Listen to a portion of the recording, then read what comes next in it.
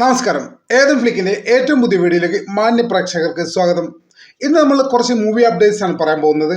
അതിനു മുമ്പേ ഇന്ത്യൻ സിനിമയിലെ പരമോന്നത ബഹുമതിയായ ദാദാ സാഹിബ് ഫാൽക്കെ പുരസ്കാരം സ്വന്തമാക്കിയ മലയാളത്തിന്റെ സ്വന്തം ലാലേട്ടന് ഹൃദയം നിറഞ്ഞ ആശംസകൾ.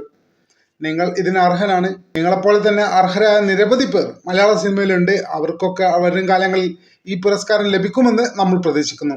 എന്തായാലും വിശദമായ വീഡിയോയിലേക്ക് കിടക്കുമ്പോൾ പ്രിയപ്പെട്ടവരെ ചെറിയ റിക്വസ്റ്റ് ഉണ്ട്. ഇതുവരെ ഈ ചാനൽ സബ്സ്ക്രൈബ് ചെയ്തിട്ടില്ലെങ്കിൽ ഇപ്പോൾ തന്നെ സബ്സ്ക്രൈബ് ചെയ്യണമെന്ന് വളരെ വിനീതമായി അപേക്ഷിക്കുകയാണ്. മുന്നോട്ട് പോകാൻ നിങ്ങളുടെ സബ്സ്ക്രൈബ് വളരെ അത്യാവശ്യവുമാണ്. അതുകൊണ്ട് തന്നെ സബ്സ്ക്രൈബ് ചെയ്യണമെന്ന് ഒരിക്കൽ കൂടി അഭ്യർത്ഥിക്കുന്നു. നമുക്ക് വിശദമായ വീഡിയോയിലേക്ക് കിടക്കാം. ആദ്യം നമ്മൾ പറയാൻ പോകുന്നത് ആഷിഖ് ഉസ്മാൻ പ്രൊഡക്ഷന്റെ ബാനറിൽ മോഹൻലാൽ നായകനായി അഭിനയിക്കുന്ന പുതിയ ചിത്രത്തിന്റെ അപ്ഡേറ്റിനെ കുറിച്ചാണ്. ഈ ചിത്രത്തിന്റെ പ്രീ പ്രൊഡക്ഷൻ വർക്കുകളൊക്കെ സ്മൂത്ത് ആയിട്ട് നടന്നുകൊണ്ടിരിക്കുന്നു എന്നാണ് ആദ്യം തന്നെ അറിയിക്കാനുള്ളത്.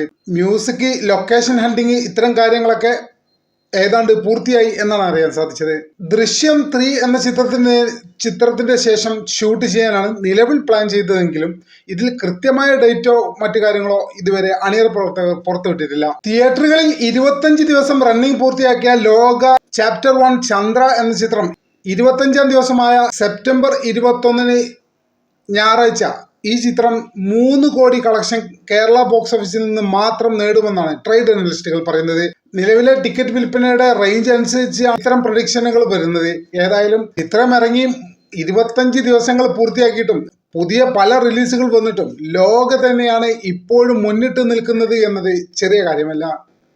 ഇത് മലയാള സിനിമയിൽ അപൂർവമായി സംഭവിക്കുന്ന ഒന്നാണ്. എന്തായാലും ലോക ചാപ്റ്റർ 1 ചന്ദ്ര എന്ന ചിത്രം മറ്റൊരു ചാപ്റ്റർ മലയാള സിനിമയിൽ തുറക്കുമെന്ന കാര്യത്തിൽ യാതൊരു സംശയവുമില്ല. അതോടൊപ്പം തന്നെ പറയുന്ന മറ്റൊരു കാര്യമാണ് ലോക ചാപ്റ്റർ 1 ചന്ദ്ര എന്ന ചിത്രത്തെക്കുറിച്ച് നിരവധി ഫേക്ക് ന്യൂസുകളാണ് ഓൺലൈൻ മീഡിയയിൽ പ്രചരിച്ചുകൊണ്ടിരിക്കുന്നത്. ചിത്രം ഉടൻ തന്നെ OTT റിലീസ് ഉണ്ടാക്കുമെന്നും തരത്തിലാണ് പ്രചരണങ്ങൾ നടക്കുന്നത്.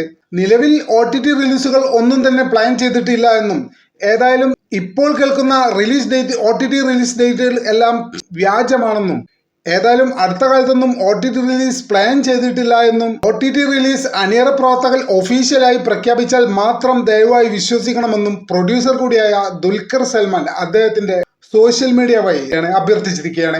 അതുകൊണ്ട് തന്നെ ഫാൻസും വ്യൂവേഴ്സും ഇത്തരം വ്യാജ പ്രചരണങ്ങളിൽ വീണു പോകാതെ ഒഫീഷ്യൽ അപ്ഡേറ്റിനായി കാത്തിരിക്കണമെന്ന് അഭ്യർത്ഥിക്കുന്നു. അതുപോലെ മറ്റൊരു കാര്യമാണ് ദൃശ്യം 3 എന്ന ചിത്രത്തിന്റെ ഷൂട്ടിംഗ് 22-ാം തീയതി തിങ്കളാഴ്ച തൊടുപുഴയിൽ ആരംഭിക്കും എന്നാണ് അറിയാൻ സാധിച്ചത്. മലയാള സിനിമയുടെ ഹിസ്റ്ററി തന്നെ മാറ്റിയ ദൃശ്യം എന്ന സീരീസിന്റെ 3-ാം ഭാഗം റിലീസ് സമയത്തെ ഹൈപ്പ് ലിറ്ററലി റൂഫ് ടോപ്പിലായിരിക്കും. മാക്സിമം ബോക്സ് ഓഫീസ് പൊട്ടൻഷ്യലും ഒരു മാസീവ് ബ്ലോക്ക് ബസ്റ്ററുമാണ് പ്രേക്ഷകർ അല്ലെങ്കിൽ ഫാൻസുകാർ പ്രതീക്ഷിക്കുന്നത്. അടുത്തത് 4 OTT അപ്ഡേറ്റുകളാണ്. സെപ്റ്റംബർ 26-ാം തീയതി OTTയിൽ റിലീസാകുന്ന 4 മലയാള ചിത്രങ്ങളെ കുറിച്ച് നോക്കാം. ജിയോ ഹോട്ട്സ്റ്റാറിൽ ഹൃദയപൂർവ്വം എന്ന ചിത്രം സെപ്റ്റംബർ 26-ാം തീയതി വരുന്നതായി റിലീസ് ചെയ്യുമെന്ന് ഇതിനോടകം അറിഞ്ഞു കഴിഞ്ഞിരിക്കുന്നു. ഓടും കുതിര ചാടും കുതിര എന്ന ഫഹദ് ഫാസിൽ ചിത്രം നെറ്റ്ഫ്ലിക്സിലാണ് 26-ാം തീയതി റിലീസ് ചെയ്യുന്നത്.